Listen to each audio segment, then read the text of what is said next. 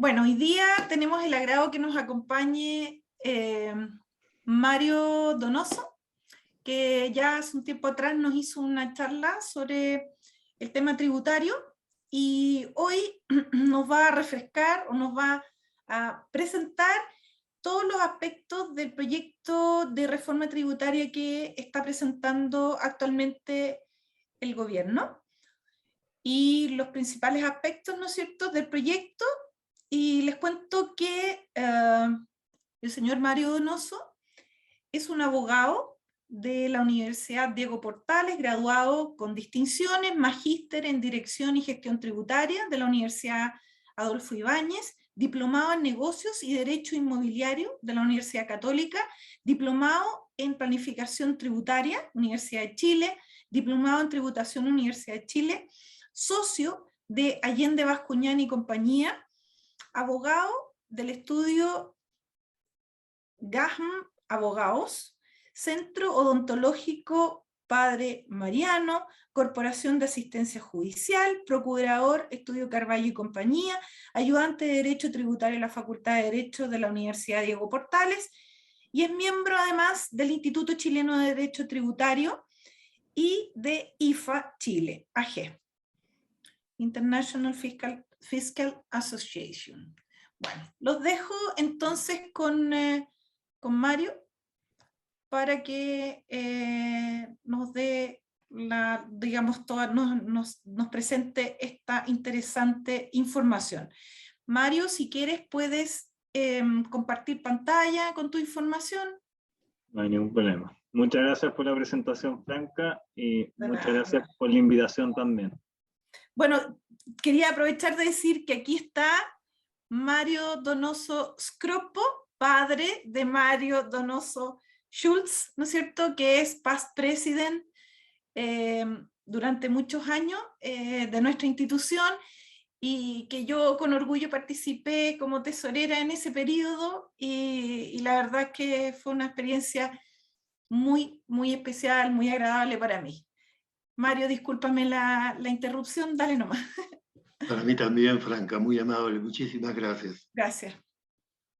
Bueno, atendido que me imagino que es tarde y estamos todos cansados, voy a tratar de ser lo más claro posible y de traducirle en español lo que se viene con este proyecto de reforma tributaria, que llama la atención por ciertas cosas. Quizá ustedes habrán visto primero que es un proyecto bien bullado, tanto en la campaña presidencial, como en el momento, en el minuto de su publicación y de anunciarlo al público. ¿Por qué lo hago presente? Normalmente las reformas tributarias es de los proyectos más esperados cuando asume un nuevo presidente. La tradición, al menos de los últimos gobiernos, es que los proyectos salen relativamente temprano, al mes de haber asumido el cargo. Y en esta ocasión, aparte de haber sido retrasado la publicación del proyecto, fue anunciado con muchos bombos y prensa el 1 de julio. Primero se había anunciado para el 30 de junio, luego el 1 de julio, pero el proyecto como tal no se publicó y no ingresó al Congreso sino hasta el 10 de julio. Lo cual es bastante raro o algo al menos dice que si el proyecto que tenían el 1 de julio lo compartieron, tuvieron que trabajar a toda máquina para hacer cambios en el camino, y se nota una cierta negociación y monedas de cambio, ¿ya? Siendo así, voy a partir compartiéndoles mi pantalla. Vamos con lo que es el proyecto en sí. Existen son 15,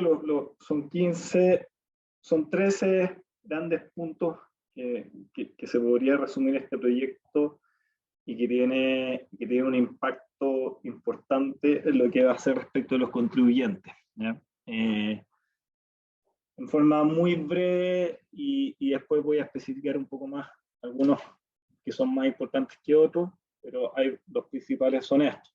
Se ha hablado mucho de la desintegración de la tributación respecto al régimen general del artículo 14A, esto es el régimen semi-integrado, pasando a separar la tributación de las rentas de capital y las rentas del trabajo.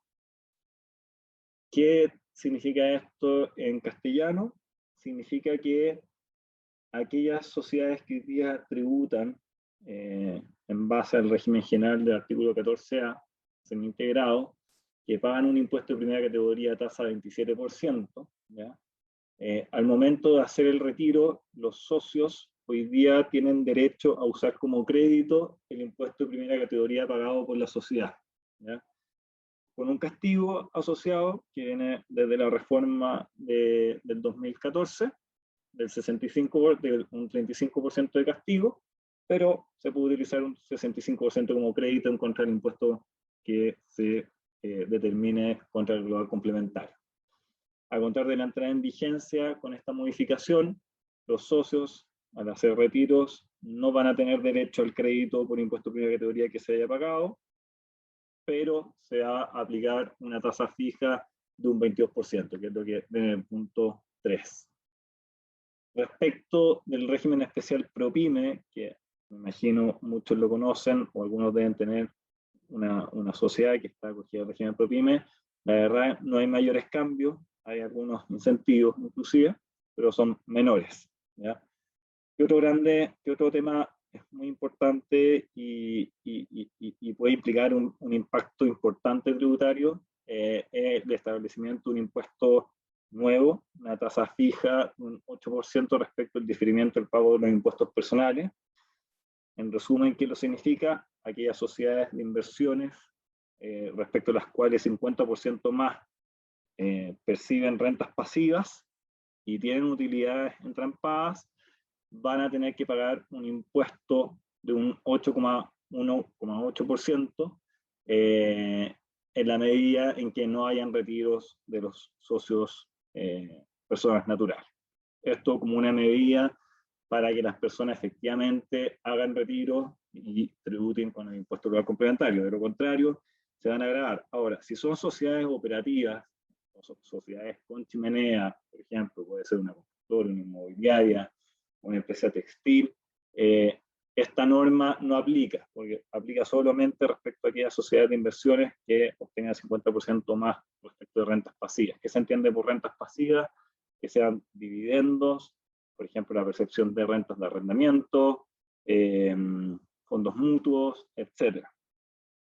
Otro gran tema y que va a ser una discusión importante en el Congreso es el impuesto del patrimonio, ¿ya? Respecto de aquellos patrimonios que sean superiores a los 4,5 millones de dólares, ¿ya? Estableciendo una tasa de un 1% respecto a aquellos que están hasta los 13 millones de dólares y sobre los 13 millones de dólares un impuesto de un 1,8% respecto del patrimonio.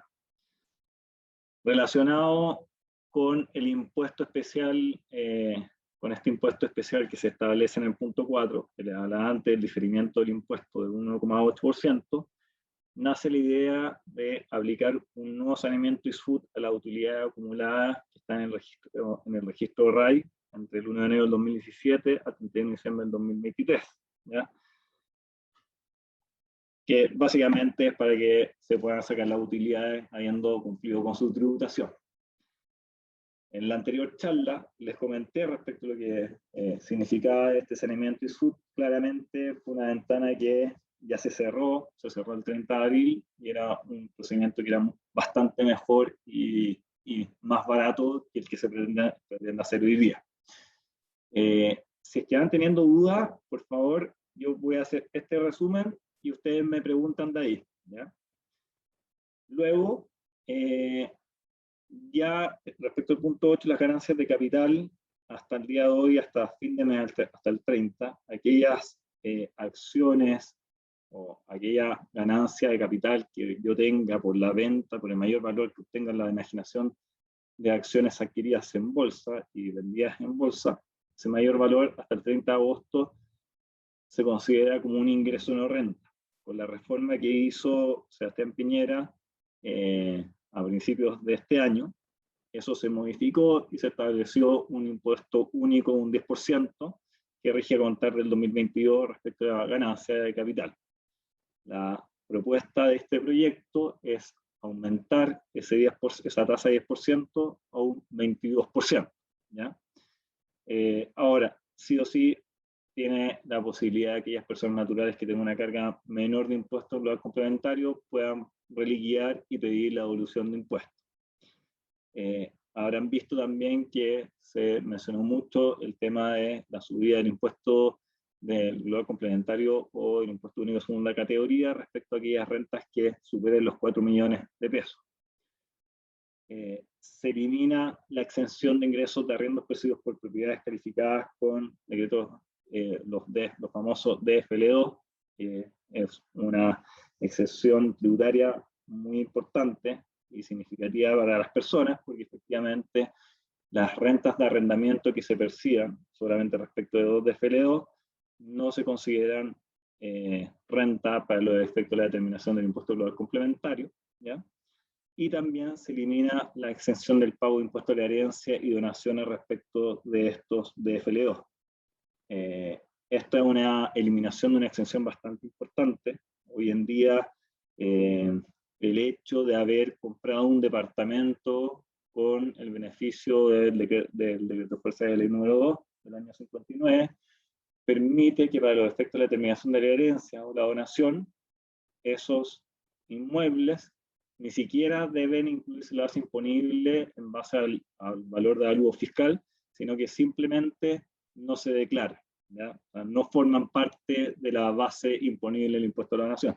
Y esto es muy importante porque afecta muchísimo esto es una medida que afecta de forma importante a la clase media, que algo que no se ha discutido o no se le ha tomado la relevancia, la importancia que puede llegar a tener, ¿ya? Sobre todo en el tema de la exención, eliminar la exención de los ingresos de arriendo, porque también podría implicar, al yo ser arrendador, antes yo tenía un cierto valor, ahora voy a tener que subirlo porque voy a tener que pagar un impuesto. En realidad, estas cosas siempre se terminan trasladando, la carga de los impuestos, es como el IVA, ¿ya? Se elimina la deducción de intereses por créditos hipotecarios a solo uno con un tope, ¿ya? De 15 millones de pesos. Hoy día eso no existe, el tope. Se fortalece la norma general de antilucía, ¿ya? Entregando facultades al Servicio de Impuestos Internos prácticamente draconianas. ¿Qué es lo que es la norma general de antilusión? Es la norma que se le aplica a los contribuyentes que en el fondo incurren en actos que puedan generar evitar impuestos, evitar una base imponible y que pueda generar perjuicio fiscal. Eso en castellano, ¿ya? Hoy día lo que dice la norma es que el Servicio de Impuestos Internos en el fondo debe levantar este caso y debe probar al Tribunal Tributario de que hubo un acto que es constitutivo de la aplicación de la norma general antilusión. Con el cambio que se propone en la reforma, establece que yo, Servicio de Impuestos Internos, que hoy día, antes de esta propuesta, tengo que probar que el contribuyente hizo un acto doloso para efectos de hacer un acto constitutivo de elusión. Ahora va a ser la carga del contribuyente, es decir, que lo que hizo, en el fondo, esto en forma muy sencilla para que todos lo puedan entender, de que el contribuyente tenga que probar la buena fe ante el tribunal para efecto de decir, esto no es elusión, ¿ya? Y, por último, se modifican las reglas de valorización de activos contenidas en la ley sobre impuesto de herencia y donación, ¿ya? Acá hay un tema importante. afortunadamente no se cambió la regla de valorización respecto de los bienes inmuebles. En algún minuto dado se había pensado que se iba a subir la tasa del impuesto de herencia y donaciones a un 40%, no pasó, al menos en esta pasada, y también se había considerado que el impuesto respecto de los inmuebles iba a ser sobre la base del valor comercial y no sobre el valor de la valúa fiscal como hoy día todos lo conocemos, ¿ya? Tema no menor para aquellos contribuyentes que tienen uno o varios inmuebles que para efectos de donación o de herencia es bastante más amable determinar una base sobre el valor de valúa fiscal que es notoriamente inferior al valor comercial. No sé si tienen alguna duda hasta ahora. ¿O prefieren que termine y después hacen preguntas, Franca? Son temas muy densos. O sea, yo no soy experta en esto, así que hay ciertas cosas que igual a mí no las tengo absolutamente todas claras, pero no sé, dejo abierto para que puedan preguntar. Yo creo que es mejor ir preguntando en el momento, porque a lo mejor después, al final, uno ya como que pasó el minuto y se le olvida. No sé, ¿alguien tiene alguna duda?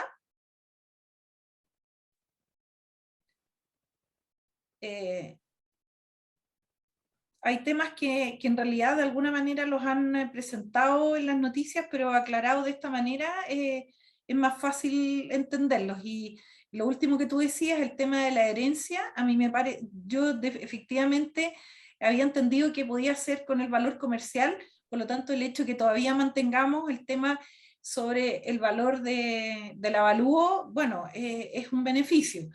Pero hay otras cosas que igual son bastante complejas, como lo que tú decías del DFL2, ¿no es cierto? Y que en realidad puede afectar a muchas personas.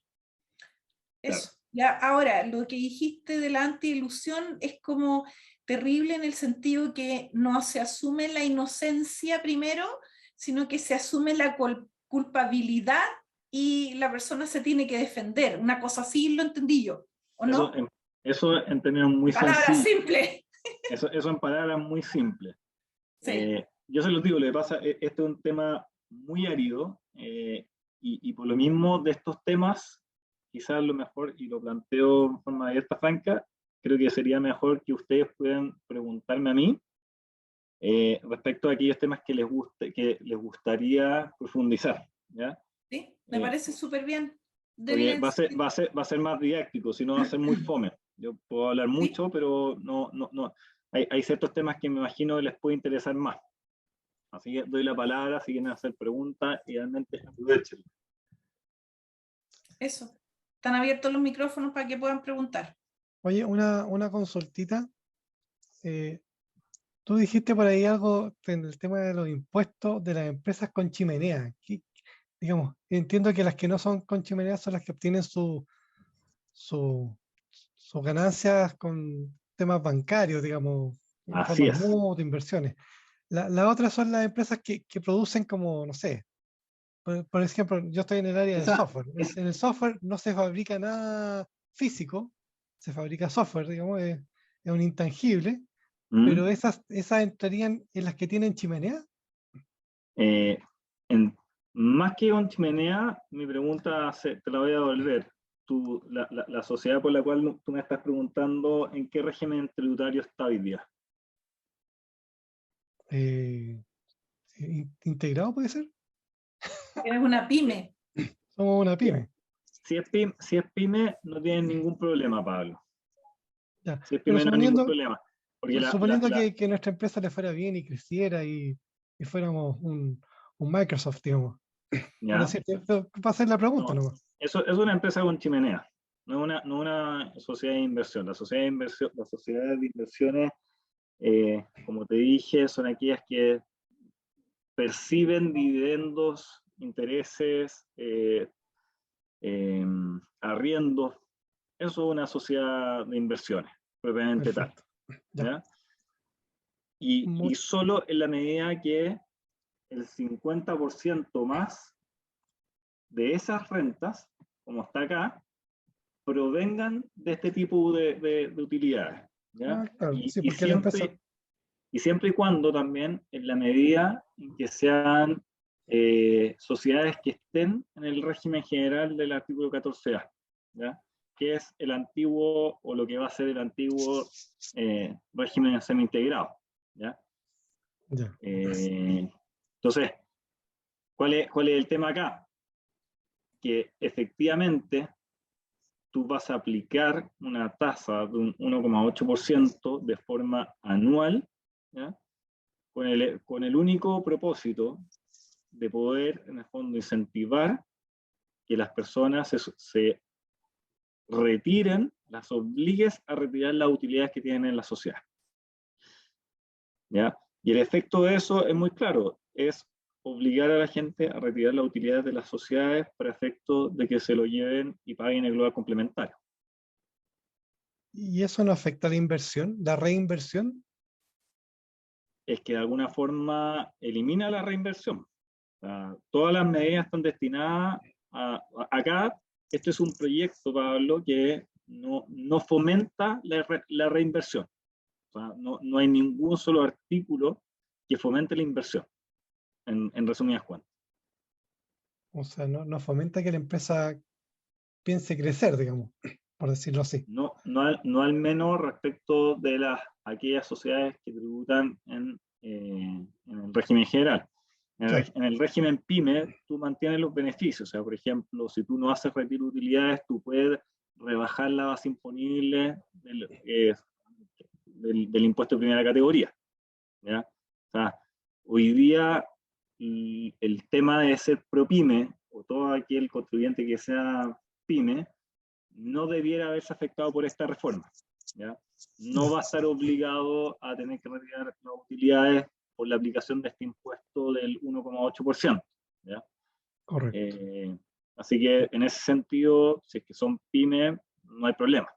Por ahora nos salvamos. Por ahora, y en este minuto, se estarían salvando. ¿Ya? Pero hay temas que son más graves, por ejemplo, el tema del impuesto al patrimonio, que eso sí efectivamente puede ser un gran tema. ¿Ya? Y no solamente porque desincentiva la inversión. O sea, acá lo que están diciendo es, en forma anual, te van a aplicar un impuesto sobre tu patrimonio. ¿Ya? Y no solamente respecto de aquellos patrimonios que son mayores a los 4,5 millones de dólares, ¿ya? Porque ahí efectivamente recién va a estar grabado con una tasa del 1% y después de los 13 millones de un 1,8%. El tema peligroso acá es que es un impuesto que es de forma anual, ¿ya? Que incluso si es que tú heredas un patrimonio, la ley ya te aplicó un impuesto al patrimonio. La ley de herencia o el impuesto a la herencia y la donación ya es un impuesto al patrimonio. Y a eso, lo que están diciendo, si usted recibe una herencia o donación, ponte tú, hoy día quizás, imagina, no tienes un patrimonio, pero el día de mañana tú heredas lo que te deja tus padres, o te llega una herencia. Tú vas a pagar un impuesto al patrimonio, ¿ya? Tasa 25, digamos que llega hasta el 25%. No obstante eso, ya de haber pagado un impuesto sobre el patrimonio, tú vas a estar pagando en forma anual un impuesto por tener un patrimonio. ¿Ya? Y eso no solamente aplica respecto al impuesto a la herencia y la donación, también implica respecto de aquel patrimonio que tú hayas logrado ganar en tu vida, y que ya pagó en el fondo el impuesto de primera categoría y que ya pagó el impuesto global complementario. ¿Ya? Entonces, estamos hablando de medidas que no ayudan en lo absoluto a la inversión o a quedarse en Chile.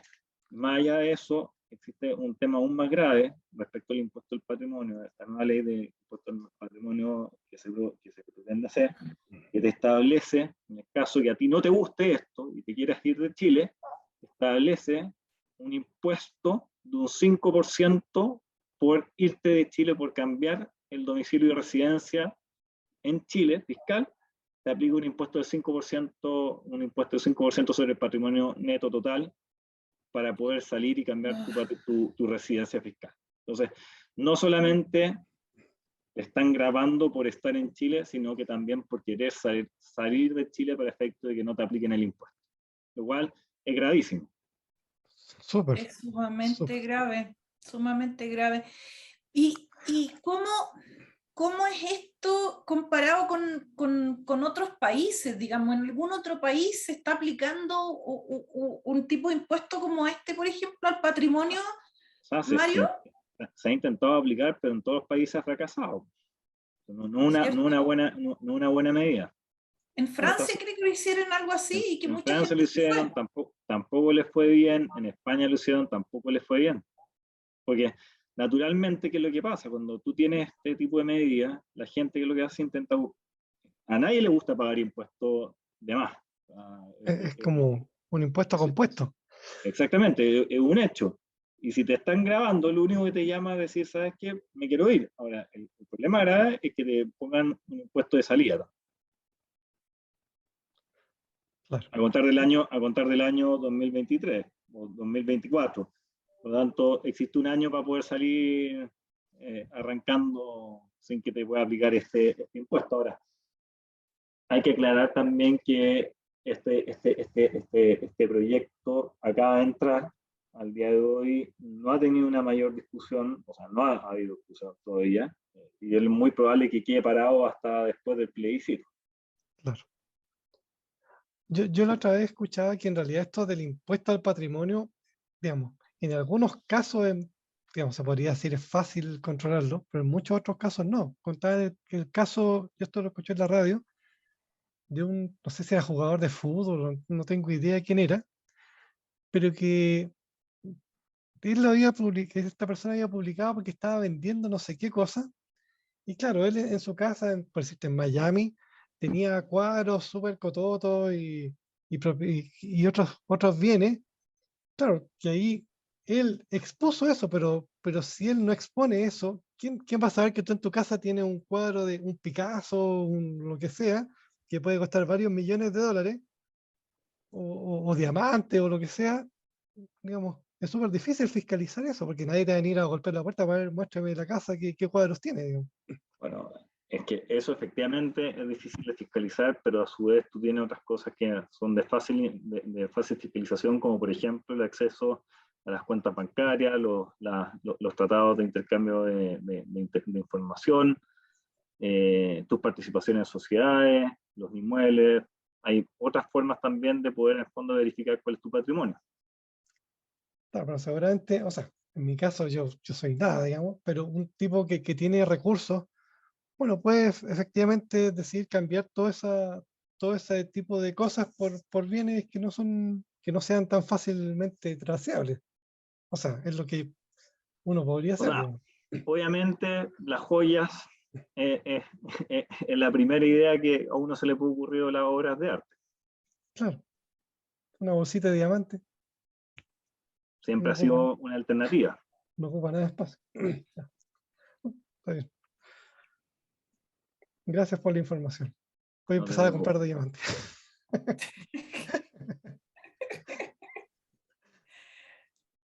¿Alguien más tiene alguna consulta o alguna observación que compartir?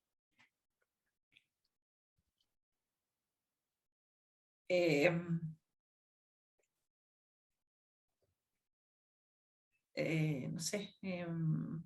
A ver. Están tímidos. Sí, tan tímido. Mario, ¿tú ya terminaste tu presentación de alguna manera o no? ¿Hay algún otro tema? Bueno, también está esto, lo que tú decías, que recién está presentada, pero también hay una aprobación digamos, en el Congreso. Está pendiente esa aprobación. Es probable que no lo aprueben con todos estos términos que están así, ¿o no? O O que ¿Existe lo sea, eso? modifiquen. o Que lo sea, modifiquen. lo que pasa es que este es un proyecto que recién ingresó al Congreso, falta su tramitación en la Cámara de Diputados y después la tramitación en el Senado. Que salga de aquí hasta antes del plebiscito, la verdad es muy difícil que pueda salir. Claro. Y la verdad, de factibilidad de que ello ocurra, yo te diría que es casi imposible que pase. También es muy difícil lo que se está comentando a nivel del mercado, es que, por ejemplo, el impuesto al patrimonio, un impuesto que es muy posible que no vaya a salir adelante, pero sí, por ejemplo, este impuesto al diferimiento de los impuestos respecto a sociedades de inversiones de la aplicación de una tasa de 1,8%. Claro. Porque es mucho más fácil de aplicar también. Ahora, Y de perseguir. ¿Ya? ya. Ahora, dentro de esta reforma tributaria, no sé si está también incorporado lo que han hablado mucho del royalty minero, ¿no es cierto? ¿Es parte de este mismo proyecto? Es parte de este mismo proyecto, pero ya eso sí que es un tema más complejo, bastante más áspero, y definitivamente lo único que hace es espantar a los inversionistas. Bueno, BHP dijo que O sea, no iba a invertir. No es entender cómo funciona el negocio. Claro. Yo siempre estas cosas... Sobre todo entendiendo tu competencia natural que tienes de Perú o Canadá. Claro. Yo siempre estas cosas que tiran los políticos, siempre me da la idea que como que nos ven como una jugada de ajedrez. Yo me como la torre y ya gané. No piensan en que el oponente va a hacer otra movida. Claro, se van a ir o no van a invertir. Es como que con esa movida no tuviera ningún efecto. Exacto. Sí. Ahora, yo te diría, Franca, mira, hay otros temas del proyecto que complican bastante, como por ejemplo ciertas modificaciones al código tributario que pueden ser un poco más lateras, pero que son interesantes también que ustedes lo sepan. Hoy día, o hasta al menos hasta antes de que se apruebe este proyecto, hacer reorganizaciones empresariales es bastante, normalmente no tiene efectos tributarios respecto del punto de vista de la actuación de fiscalización del servicio de impuesto interno, ¿ya? Porque específicamente la ley te permite hacer divisiones o fusiones sin que el servicio de impuestos internos te pueda tasar la operación. ¿A qué se refiere con tasar la operación? A decir que, señor, esta operación usted la debe haber hecho a un X precio, a un X valor y no a Z. ¿Ya? Porque la verdad en una división, una fusión, no lo hay y no debieran pedirte una legítima razón de negocios para efecto de justificar que tú estés haciendo un movimiento o una reorganización. Por ejemplo, dividir una sociedad asignando inmuebles en una sociedad y las inversiones financieras en otra sociedad. Eso es muy común que se haga, pero que hoy día yo lo puedo hacer sin que el servicio me pueda tasar, o decir, señor, porque hizo esta actuación. Dentro de las modificaciones que se pretenden hacer, es también el contribuyente deba acreditar al Servicio de Impuestos Internos cuál es la razón de negocio, o cuál es la legítima razón de negocio por la cual yo estoy optando por reestructurar mi negocio o mi grupo familiar, ¿ya? Entonces, son temas no menores. Por ejemplo, también la creación, no sé si habrán escuchado de la creación de un registro de beneficiarios finales, ¿ya? De las empresas, que establece no solamente penas pecuniarias, en fondo sanciones económicas, sino que además establece penas privativas de libertad respecto a aquellos contribuyentes que de forma sostenida incumplan con el deber de informar quiénes son los beneficiarios finales. Lo cual ya estamos hablando de son normas que son bastante pesadas. Qué complejo. Eso, digamos, principalmente para las sociedades anónimas, porque la otra... Eso para todo tipo de sociedades. O sea, toda sociedad va a tener el deber de informar cuáles son los beneficiarios finales. Pero, digamos, por lo que yo no entiendo mucho estas cosas, pero en las sociedades limitadas, digamos, en la escritura aparecen los socios. En la sociedad anónima supongo que no. Eso es cuando tienes un solo nivel, pero hay veces que las sociedades de responsabilidad limitada son socias de otra sociedad, y esa Claro. sociedad a su vez es socia de otra sociedad. Ahí se enreda la cosa. Claro. Entonces, son múltiples aristas, yo te diría que son preocupantes, es un proyecto que es bastante complejo, como les decía al principio, el tema de desintegrar, establecer un impuesto de primera categoría que, si bien dicen que es rebajado un 25%, finalmente a ti lo que te están diciendo, señor, usted cuando haga un retiro no va a poder utilizar contra el impuesto global complementario ese impuesto de primera categoría que pagó, y aparte va a tener que pagar un impuesto un 22% por el dividendo. ¿Ya? Entonces, el tema, la carga tributaria final se complica y se hace muchísimo más gravosa. ¿Cómo estamos ahí en tema de impuestos, digamos? Por ejemplo, de las personas con respecto, por ejemplo, a Perú, porque Argentina está muy para el gato, pero Perú, si uno se fuera a Perú, por ejemplo, para no irse más lejos. A Perú, respecto de ellos, mantienen un sistema integrado, que es lo que tenemos nosotros acá. Wow. O sea, Mario, disculpa. Cuéntame, José. ¿Puedes volver? Yo entiendo que también hay restricción al uso de las pérdidas tributarias, que eso es transversal, ¿entiendes? ¿Cierto? Va a todas las compañías. ¿Puedes comentar un poquitito de eso, please? No hay ningún problema. Efectivamente, un segundo. Efectivamente, respecto de las pérdidas tributarias, existe una limitación, se mantiene la misma limitación del 50% que existe hoy día. Pero déjame ir un poco más acá. Estoy buscando la presentación. Tengo varias presentaciones para ver si les puedo... Hoy día usamos el 100%, Sí, pero sin límite de años. exactamente. Pero cada vez va a ir más limitado. Dame un segundo. Sí.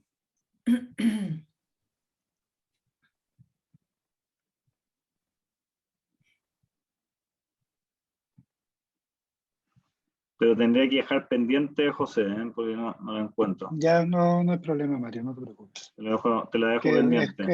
Es un tema específico, así que no. Es un tema muy específico.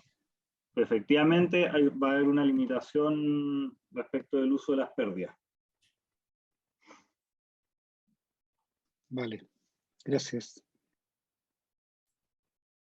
¿Y alguien más tiene? Hola. Sí, Mario, quisiera Marito. hacerte una consulta. Arturo. ¿Qué pasa? El dinero que está retenido en una empresa que se le adeuda a los socios de hace 2, 3 años, al retirarlo después de esta reforma, ¿qué sucede? Eso, si es que es un préstamo, si es que una cuenta por cobrar, no hay problema. De hecho, lo que normalmente se hace harto y se hizo mucho con el tema de saneamiento y SUD es que los socios de las sociedades pagaron este impuesto único, ¿ya? Retiraron las plata y las prestaron a la sociedad precisamente para efecto de que estas rentas exentas o ingresos no rentas no quedaran taponeadas por los impuestos que están pendientes de tributación. Por lo tanto, si la sociedad le debe al socio, no hay problema en que la sociedad le siga pagando, ¿ya? Porque es una deuda, no es capital. Distinto si es que fuera capital, efectivamente ahí se crea, yo para poder hacer retiros tengo que respetar órdenes de imputación que me establece la ley, ¿ya? Y para poder llegar al capital, primero no debe haber ninguna renta pendiente de tributación final en mi registro empresarial, ¿ya? Por lo tanto, en el caso de las deudas, que es un préstamo, es un pagaré, perfectamente la sociedad se lo puede seguir pagando a sus socios. Y no hay una limitación, ni preferencia. Gracias. Mario. ¿Mm? Hola, una pregunta. Cuando hablabas de que ahora no va a ser el sistema integrado, quiere decir que la empresa va a tributar el 22% independiente de lo que tú hayas tributado como persona natural en tu global complementario. No, lo que te dice, a ver, ¿qué significa que sea integrado? ¿No? Es que el socio puede usar contra el impuesto global complementario el impuesto de primera categoría que paga la sociedad. Con la implementación de este nuevo artículo, este nuevo régimen, lo que te dice es que el impuesto que paga la sociedad, tú como socio no lo vas a poder usar contra el impuesto global complementario. Eso es. Ok.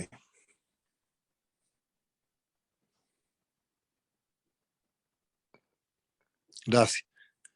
De nada.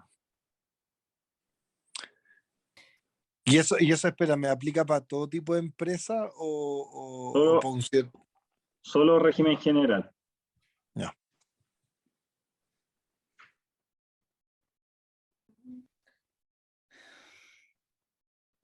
Veo caras de desesperanza. Es que no son muy buenas noticias, pues, Mario. Yo lo sé. Pero O sea, la buena, mira, la buena noticia, yendo más allá, porque lo que decía Pablo, por ejemplo, ¿cierto? Que es mi marido a todo esto. la buena noticia es que es solo un proyecto. Ojo ahí. Sí, no. Yo yendo más allá, porque en realidad en el caso de nosotros, como dice Pablo, nosotros somos chiquititos, somos una pyme y no tenemos grandes capitales ni grandes fortunas. Pero lo que a mí me produce esta reforma es una preocupación muy grande por el país, porque dado que impide la inversión y que espanta a mucha gente que podría, digamos, aportar a nuestro país con trabajo, con capital, con tantas cosas, se van a ir. Entonces eso yo creo que va a ir en desmedro de la calidad de vida de todas las personas en el país, eso.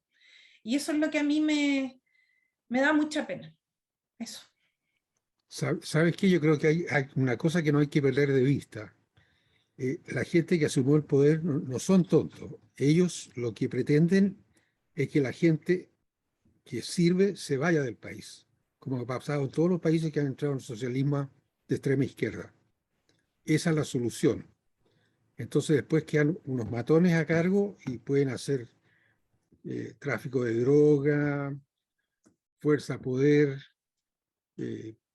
lavado de dinero, pueden hacer todo lo que hace Maduro, lo que hacen los Castro, lo que hace el presidente de Nicaragua. Eso es. Entonces nosotros analizamos la mente de ellos como si fuéramos nosotros. Si ustedes acuérdense la canción de los prisioneros, que decía a los que no les gusta, a los empresarios, los industriales que se vayan del país. O sea, esto viene radicalizado de 20 años o 25 años atrás. Entonces nosotros tenemos que saber enfrentar la raíz de este problema, y esa es la raíz. Lamentablemente, pues, es un punto a considerar. Y que la verdad es que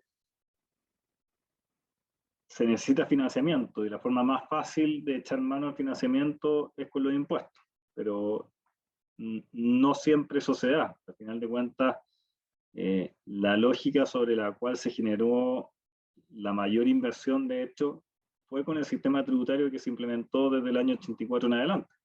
Y fue un modelo bastante exitoso. Quizás no 100% lo mejor, pero sí permitió una reinversión en los negocios. Que eso es como muy relevante. Claro, yo, Arturo, a lo mejor esa es la forma en que tendríamos que verlo, pero bueno, veremos cómo van las cosas para adelante y veremos qué pasa el 4 de septiembre. Bueno, en Italia también están con una crisis muy grande después de que renunció Draghi y que Mattarella trató de que se quedara, pero finalmente igual se fue. Y bueno, ahora el 25 de septiembre tienen elecciones generales, así que estamos Italia y Chile, septiembre así, como decía mi hermano, caliente. Mi hermano vive allá en Italia. Vamos a ver qué pasa. En resumidas cuentas, no hay para dónde irse. Mira, Franca, la diferencia con Italia es que los italianos son vividores. Italia ha estado siempre en crisis. Lleva 70 años en crisis. Siamo en crisis, siempre. Siempre. Sí, es verdad. Es verdad, Arturo. Bueno, yo creo que estamos como con la charla. No sé, Mario, si quieres hacer algún otro comentario. No, yo la verdad es un tema muy difícil. Prefería hacerlo en este formato de conversación más que una exposición latera y larga. Y encantado, feliz, si es que alguno de ustedes quieren conversar, no tengo problema en que me ubiquen. Perfecto, muchísimas gracias, Mario. Yo, bueno, los dejo invitados para la próxima reunión. Vamos a tener un tema muy interesante, esperamos que resulte, que es el tema del agua, de los problemas del agua. Ya lo importante que es la necesidad, digamos, de contar con fuentes de agua. Ella es una persona, un ingeniero agrónomo, y nos va a hablar de cosas bien interesantes al respecto de eso. Y bueno, yo creo que ojalá en septiembre nos podamos ver en forma presencial. ¿Qué les parece? Tú dices, Franca, de que no van a existir derechos de agua. No, mira, yo no creo que la Flavia hable de los derechos de agua explícitamente, sino que la crisis del agua a nivel mundial, yo pienso. Pero sí, el tema de los derechos de agua también es terrible. Yo escuchaba el otro día o vi, no sé, una noticia que habían 350 agricultores que se iban a quedar sin sus derechos de agua. Entonces, ¿qué vamos a hacer para poder cultivar y alimentar a la población? También ese es un tema muy complejo, ¿no es cierto? Y un golpe muy bajo. Vamos a ver. Ya ahora, como les decía, ojalá nos podamos ver presencial en septiembre, y mientras tanto en agosto tendremos una última reunión online, y bueno, los dejo invitados a todos y agradecerles su presencia, agradecerle a Mario toda la información interesante que nos ha compartido y además su gentileza de ofrecer, si alguien tiene alguna duda, poder conversar con él. Yo después de la reunión anterior igual le hice algunas consultas, fue muy gentil conmigo y estoy muy agradecida. Eso. Que estén muy bien. Cuídense. Que estén bien. Buenas.